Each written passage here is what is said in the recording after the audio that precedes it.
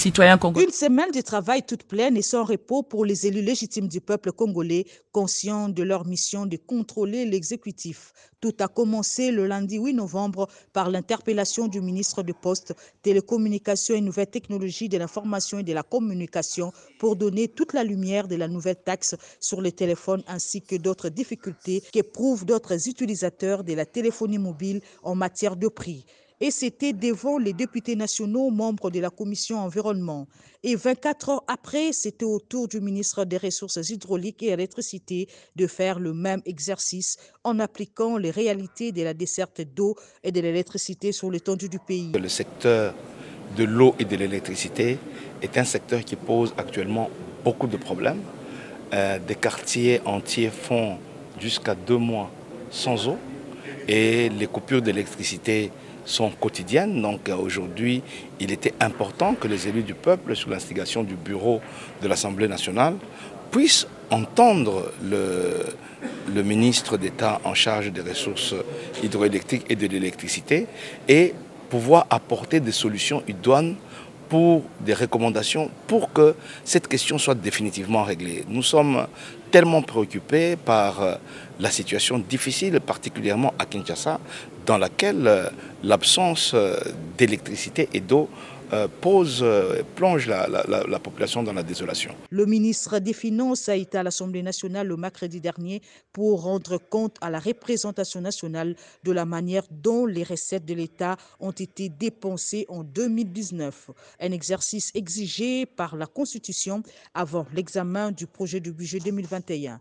Des graves dépassements ont été constatés, choquant la plupart des députés présents dans la salle. Mais lorsqu'on prévoit 57, en ordonnance 203 et qu'on paye 329, ça n'a plus de sens. Alors, à quoi sert le budget en ce moment-là?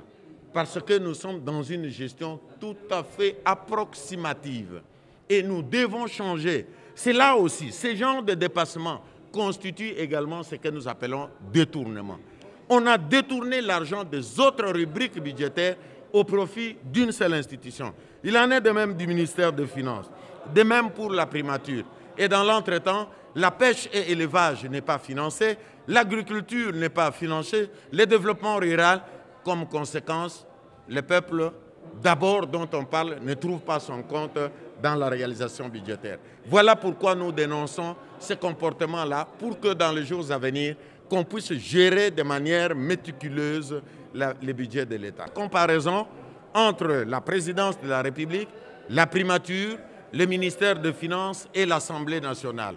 Et j'ai constaté que l'Assemblée nationale, les prévisions étaient de l'ordre de 81 milliards.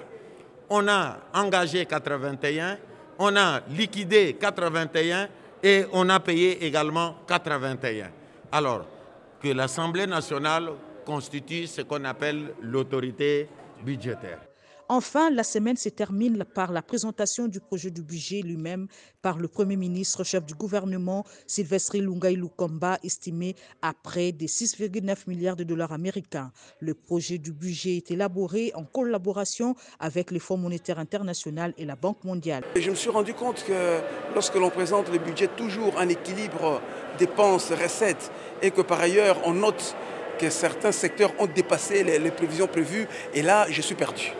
Moi, je qu'on ait une forme, tout comme on a fait une comptabilité à caractère congolais, je voudrais une tropicalisation, une africanisation de la présentation de notre budget, en faisant par exemple quoi?